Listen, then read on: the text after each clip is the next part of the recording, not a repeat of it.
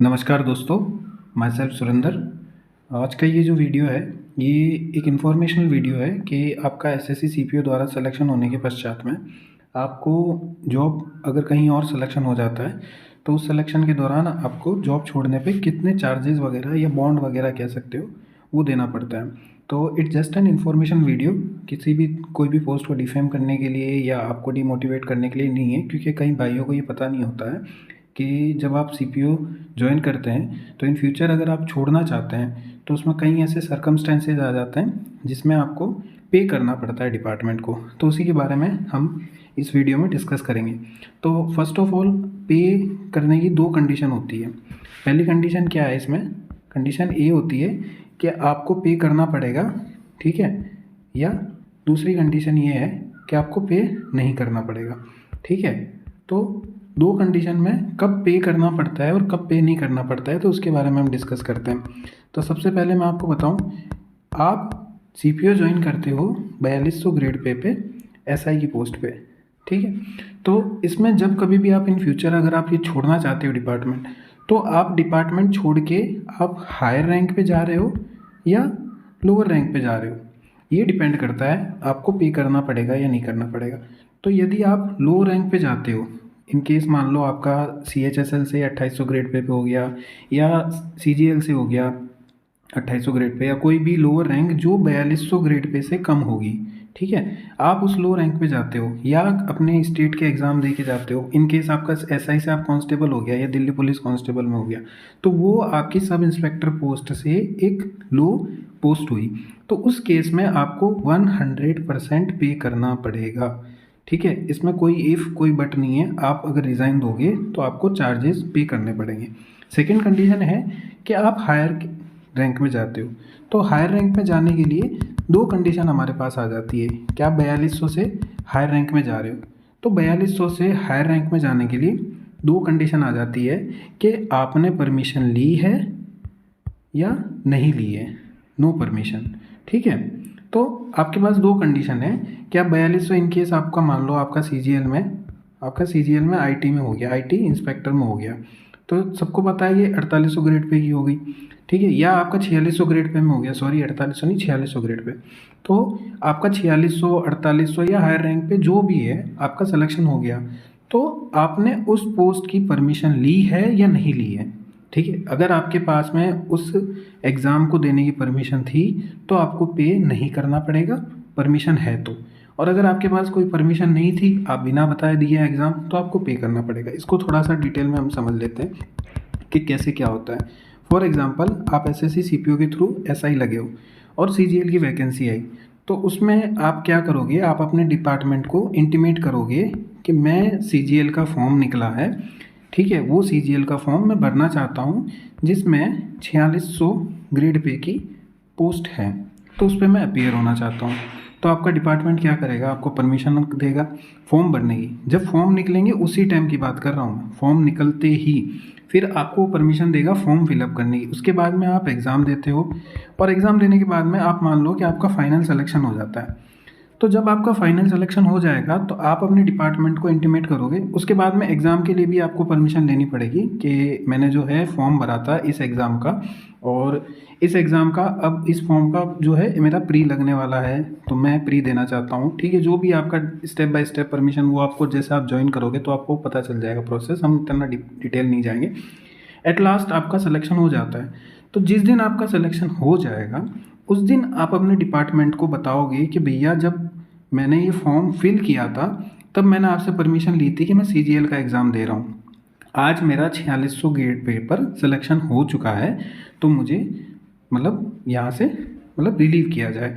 तब डिपार्टमेंट एक प्रोसेस करेगा और चेक करेगा कि आपने परमिशन ली थी या नहीं ली थी। वो सारी परमिशन अगर वैलिड होती है और आपका 4600 ग्रेड पे सिलेक्शन हो जाता है, तो आपको कोई भी कॉस्ट नहीं देनी पड़ेगी, नथिंग, ठीक है। बट आपने CGL का ही एग्ज़ाम दिया और उसमें 2800 ग्रेड पे हो गया आपका, ठीक है, मान लो टैक्स असिस्टेंट पे सिलेक्शन हो गया आपका, तब वो फिर चेक करेगा आपका कौन सी पोस्ट पे सिलेक्शन हुआ है, एंड अगेन आपको वो देखेगा कि वो उसका ग्रेड पे क्या है, तो पता चलेगा आपका 4200 ग्रेड पे ज्वाइन करा है और आपका TA का ग्रेड पे 4200 से कम है, तो आपका सिलेक्शन जो है लोअर ग्रेड पे हुआ है, तो आपको चार्ज देना पड़ेगा, इतना क्लियर है, इतना डिटेल में कि कब आपको चार्ज देना है और कब नहीं देना है। ठीक है, आपके पास परमिशन है तो आपको चार्ज नहीं देना है, और अगर आपके पास परमिशन नहीं है तो आपको चार्ज देना है। अब मुद्दा ये आ जाता है कि चार्ज देना है तो कितना देना है। तो मैं आपको एक एग्जांपल बताता हूँ सबसे पहले, कैसे क्या प्रोसीजर रहता है। तो जैसा कि आप मेरे सामने यहाँ देख पा रहे हो कि एक ये कार्यालय ज्ञापन है, इसमें कोई डिटेल शेयर नहीं हुई है किसी भी प्रकार की। मैं ये क्लियर कर दूं, इसमें सिर्फ सिंपल सा बताया गया है हमें कि 10 वर्ष की सेवा पूर्व करने से पूर्व सेवा से त्यागपत्र प्रस्तुत करने वाले पदाधिकारियों के 3 माह का वेतन। एक मिसकंसेप्शन रहता है लोगों को कि जो ये बोलते हैं कि सिर्फ 3 महीने की सैलरी देनी पड़ती है, ऐसा नहीं है। इधर 3 महीने की सैलरी और आपका ट्रेनिंग कॉस्ट, दोनों में से जो ज़्यादा होगा। फॉर एग्जांपल किसी भाई ने जो है ज्वाइन किया और 1 हफ्ते बाद में वो छोड़ के जाने का बोल रहा है, तो उसका 1 हफ्ते का ही ट्रेनिंग हुई, तो उस 1 हफ्ते का ट्रेनिंग कॉस्ट तो बहुत कम निकलेगा। तो क्या करेंगे, उसकी 3 महीने की सैलरी लेंगे। पर एक भाई है जिसने 10 महीने की ट्रेनिंग कर ली और बोल रहा है मैं छोड़ के जाना चाहता हूँ, तो अब उसका ट्रेनिंग कॉस्ट जो है वो 3 महीने की सैलरी से ज़्यादा है, तो अब उससे ट्रेनिंग कॉस्ट लिया जाएगा। तो दोनों में से जो ज़्यादा होगा, इधर 3 महीने की सैलरी और आपका ट्रेनिंग कॉस्ट। क्लियर है इतना? ठीक है, ये मतलब हर लोगों का मिसकंसेप्शन है कि सिर्फ 3 महीने की सैलरी देनी पड़ती है, सिर्फ 3 महीने की सैलरी, ऐसा नहीं है। आप ट्रेनिंग कॉस्ट या 3 महीने की सैलरी में से जो अमाउंट ज़्यादा होगा मैक्सिमम वो दिया जाएगा। तो यहाँ एक डिपार्टमेंट का ये प्रतिदिन ट्रेनिंग चार्जेस है, इसका पूरा बता दो। प्रशिक्षण चार्जों की दरों प्रशिक्षण निर्देशालयों के कार्यालय आदेश संख्या इतने इतने के तहत, ठीक है, निम्न अनुसार संशोधित किया गया। ये संशोधित होके बाद में आया था। तो जैसे सिपाही जीडी है तो उसका 44 हफ्ते का कोर्स होता है, तो पर डे ये जो चार्जेस आप यहाँ देख रहे हो, ये पर डे का चार्जेज है 750 रुपये। तो इस तरीके से जो तीसरे नंबर पे लिखा है उप निरीक्षक जीडी डीई मतलब डायरेक्ट एंट्री, आधार प्रशिक्षण 48 हफ्ते 1030 रुपये। तो ये 1030 रुपये आपका पर डे का ट्रेनिंग कॉस्ट है। इन केस आपने मान लो कि 42 हफ्ते की ट्रेनिंग करी है, 40 हफ्ते की ट्रेनिंग करी है, तो जितने दिन भी हफ्ते की करोगे, मान लो आपने 40 हफ्ते की ट्रेनिंग करी तो 7 चौक 28, तो 280 दिन आपके 280 मल्टीप्लाई बाय 1030, तो ये आपका ट्रेनिंग कॉस्ट आ गया। इतना क्लियर है अब आपको? ठीक है, अब हम ये बात करते हैं कि ये ट्रेनिंग कॉस्ट जो है हर साल इंक्रीज़ होता है। फॉर इन केस यहाँ पर ये 2019 का दिया गया है। ठीक है, तो अब मैं ट्रेनिंग कॉस्ट देखता हूँ कैसे कैलकुलेट करते हैं। तो अब हम यहाँ आ जाते हैं थोड़ा सा। मान लो कि 2019 में जो उप निरीक्षक जीडी 3 नंबर पे आप देख पा रहे हो, तो इसका ट्रेनिंग कॉस्ट है 1030 रुपये।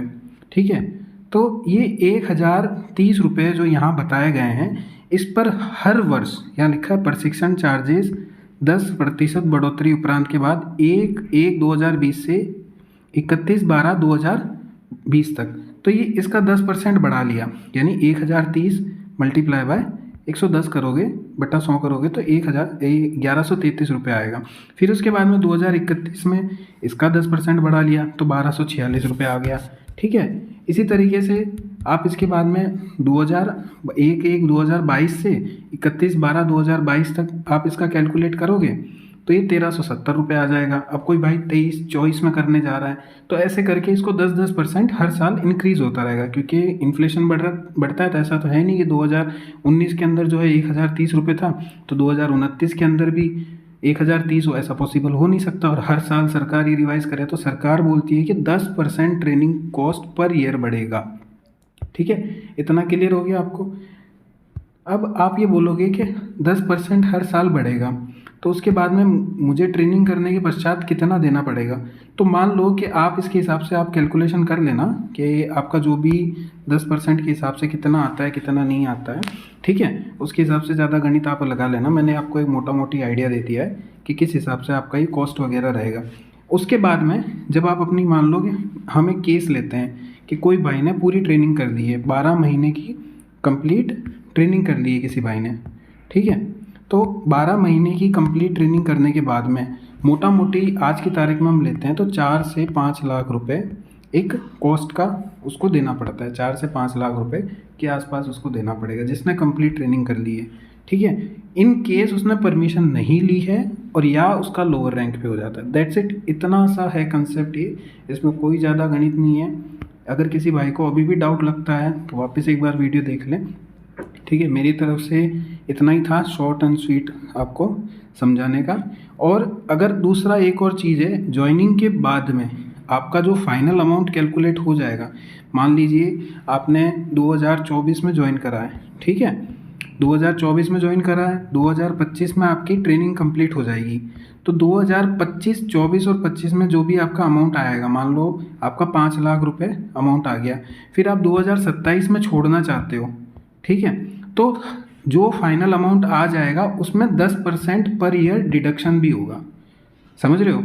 अगर नहीं समझ में आया मैं वापस बताता हूँ। मान लो 2024 में रिजल्ट आया, आपने 2025 में कंप्लीट कर ली अपनी ट्रेनिंग, ठीक है, तो 25 में कंप्लीट करने के बाद में 24-25 में आपका कैलकुलेशन करके 5 लाख रुपए अमाउंट जो है आपका ट्रेनिंग कॉस्ट कंप्लीट आ चुका है। तो इन फ्यूचर अगर आप छोड़ना चाहते हो, आपके पास परमिशन नहीं है या लोअर रैंक पे जाने हो, अब आपको पैसे भरने हैं, तो आप कितने पैसे भरोगे? तो जो ये जो 5 लाख फाइनल अमाउंट कैलकुलेट किया था इन्होंने 2019 से 10% इंक्रीज़ करते हुए कैलकुलेट कर लिया था, और आपका 24-25 की ट्रेनिंग कॉस्ट आपका 5 लाख आ गया था। बट आप छोड़ 27 में रहे हो ना, तो आपका 5-25 से 2026 में 10% 5 लाख का डिडक्ट हो जाएगा, और फिर 27 में जो 26 का 10% था उसका डिडक्ट हो जाएगा। तो ये भी रूल है। तो इसीलिए 10 साल जो है 10 ईयर्स दिए जाते हैं, क्योंकि उन 10 ईयर्स में 10% डिडक्ट करते हुए वो जीरो हो जाता है। 10 ईयर्स के बाद अगर आप छोड़ते हैं तो आपको कोई चार्ज नहीं देना पड़ता है। वन मोर थिंग गाइज, आपको एक चीज़ और क्लियर कर दूं कि सेम रैंक के लिए आपको परमिशन नहीं मिलेगी, सेम रैंक के लिए एनओसी नहीं मिलती है। इन केस आपका सीएपीएफ में सिलेक्शन हो जाता है कोई भी पोस्ट पे, ठीक है, आप एसएसबी, आईटीबीपी, सीआरपीएफ, ठीक है, आप इस पे सेलेक्ट हो गए और आप दिल्ली पुलिस के लिए जाना चाहते हो कि मैं दिल्ली पुलिस में जा रहा हूँ, तो मैं रिज़ाइन दे के जा रहा हूँ, तो क्या मुझे पैसा भरना पड़ेगा? जी हाँ, आपको बिल्कुल भरना पड़ेगा, क्योंकि सेम रैंक के लिए आपको परमिशन नहीं मिलती है। परमिशन सिर्फ और सिर्फ हायर रैंक पर ही मिलेगी, लोअर रैंक का तो आपको बता ही दिया, आप जाओगे तो पैसे देने पड़ेंगे, ठीक है। दूसरी बात, आपको ये जो डाटा बताया गया है, ठीक है, ये डाटा जो आपको 1030 रुपये यहाँ पे शो करे हैं, ये 1030 रुपये एक पर्टिकुलर डिपार्टमेंट के हैं, ठीक है, ये मैं नहीं बताऊँगा किस डिपार्टमेंट के हैं ये, ठीक है, किस सीएपीएफ के हैं। तो हर सीएपीएफ का अपना अलग अलग चार्जेस है, दिल्ली पुलिस का अपना अलग है, एसएसबी का अपना अलग है, सीआईएसएफ का अपना अलग है, ठीक है, सीआरपीएफ का अपना अलग है, बीएसएफ का अपना अलग है। बट ये जो है ये कंडीशन सबकी सेम है, 3 महीने, 10 साल या ट्रेनिंग चार्जेस। ये डिपार्टमेंट टू डिपार्टमेंट वेरी कर सकता है, किसी का 1030 होगा, किसी का 800 होगा, किसी का 1100 होगा, किसी का 1300 होगा, किसी का 1400 होगा। ये डिपार्टमेंट टू डिपार्टमेंट वेरी कर सकता है, बट ये कंडीशन सब में सेम है। तो आप एक मोटा मोटी एग्जांपल देने के लिए मैंने सिर्फ आपको बताया है कि कितना पैसा लग सकता है, आपको एक्यूरेट फिगर नहीं बता रहा हूँ मैं कि इतना ही देना पड़ेगा। तो कल को कोई ये नहीं बोले कि मेरा बीएसएफ में मुझे इतना देना पड़ा या आपने इतना बताया, तो ये जस्ट फॉर एक आपको आइडिया के लिए है, ठीक है। और एक और बात मेरी आप सभी से, मेरी तरफ से एक रिक्वेस्ट है कि जितने भी भाई सेलेक्ट होते हैं, तो आपको मैं एक चीज़ बता दूं कि हर साल ज्वाइनिंग के बाद में जितने भी सीएपीएफ में, दिल्ली पुलिस की बात नहीं कर रहा हूँ, सीएपीएफ में जितने भी लोग सेलेक्ट होते हैं उनका ये रहता है कि ज्वाइनिंग तो लगभग मान लो 1000 लोगों की हो गई, बट ज्वाइन 500 ही करते हैं सीएपीएफ में। 50% जो है लोग ज्वाइन नहीं करते हैं।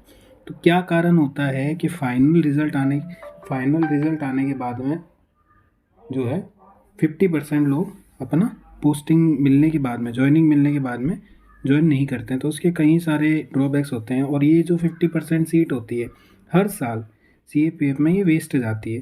तो आप सभी भाइयों से एक रिक्वेस्ट है कि आप एक बार सभी पोस्टों के, ठीक है, जितनी भी सीएपीएफ, दिल्ली पुलिस के बारे में तो लगभग ऑलमोस्ट दिल्ली पुलिस सबकी फर्स्ट प्रेफरेंस है। सीएपीएफ में जितनी भी है, ठीक है, एसएसबी है, आईटीबीपी है, ठीक है, सीआरपीएफ है, बीएसएफ है और सीआईएसएफ है, ठीक है, इन सब के बारे में एक बार आप अच्छे से इन्स और आउट्स देख लें, इनके पॉन्स एंड कॉन्स देख लें। आप अपने किसी भी सीनियर से बात करें, यूट्यूब पे सर्च करें, नेट पे पढ़ें, ठीक है, आपको इन सब की पोस्ट की जानकारी मिल जाएगी, आपकी ड्यूटीज़ कहाँ होने वाली हैं। देखिए अच्छी चीज़ें भी हैं इनमें, बहुत अच्छी चीज़ें भी हैं, बट कुछ चीज़ें ऐसी हैं जिसमें आपको देख के लगेगा मैं नहीं कर सकता हूँ, क्योंकि कोई कारण होता है ना कि 50% नहीं करते हैं। फर्स्ट प्रेफरेंस सबकी दिल्ली पुलिस होती है, तो दिल्ली पुलिस के कारण ही, दिल्ली पुलिस होने के कारण बाकी जो लोग भर देते हैं। मान लो किसी ने एसएसबी लगा दिया, किसी ने सीआरपीएफ लगा दिया, अब उसकी कट ऑफ जो है नहीं, इतनी नहीं है कि उसका मतलब उसमें दिल्ली पुलिस में हो पाए। तो दिल्ली पुलिस में ना होके उसको बीएसएफ मिल जाता है और बाद में वो बीएसएफ में ज्वाइन नहीं करता है, तो वो एक सीट वहाँ पर वेस्ट हो जाती है। तो उस सीट के कारण कोई ना कोई जो बंदा होगा जिसको डिज़ायरेबल होगी बीएसएफ, बट उस एक पर्सन के कारण जिसको सिर्फ और सिर्फ दिल्ली पुलिस चाहिए थी, ठीक है, और उसने बीएसएफ जस्ट फिल कर दी और वो मिल गई उसको, तो और उसने ज्वाइन नहीं किया, तो वो जो भाई जिसको ये ज्वाइन करनी थी वो इस पोस्ट से वंचित रह जाता है। मोस्टली ऐसा होता है, ठीक है। तो आप वही प्रेफरेंस भरें जो आपको ज्वाइन करनी हो, तो उससे मतलब हो सकता है कि एक सीट बच जाए। ये जस्ट मेरी मतलब रिक्वेस्ट है, बाकी आप अपने जो है विवेक से डिसीजन ले सकते हैं कि आपको ज्वाइन करना है या नहीं करना है। और भी अदर डिटेल मैं आपको ज़्यादा शेयर नहीं कर सकता, क्योंकि बीइंग पैरामिलिट्री पर्सनल में कई सारी हमारी लिमिटेशंस रहती है, तो उन लिमिटेशंस के चलते आपको ज़्यादा डिटेल में मैं नहीं बता पाऊँगा। बाकी आप अपने हिसाब से अपने एंड पे सर्च कर सकते हैं, पड़ता है। आई होप इस वीडियो से आपको सारे डाउट क्लियर हो गए होंगे। इन केस मैं नहीं समझा पाया हूँ तो उसके लिए क्षमा चाहता हूँ।